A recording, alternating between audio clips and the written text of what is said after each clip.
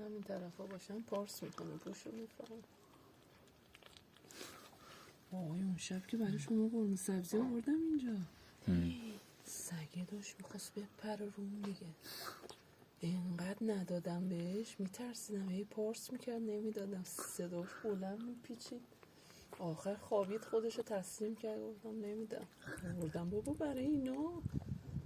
اینقدر بعدم دلم سوخته، اصلا اینقدر ناراحتم بهش غذا ندادم، عذاب وجدان گرفتم. چه جوری پارس میکرد، تسلیم شده بود خوابیده بود رو زمین. بخور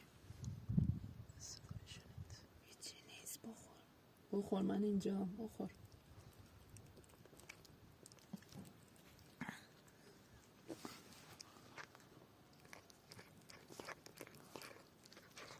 نه یعنی چرا زهر مارش بشه.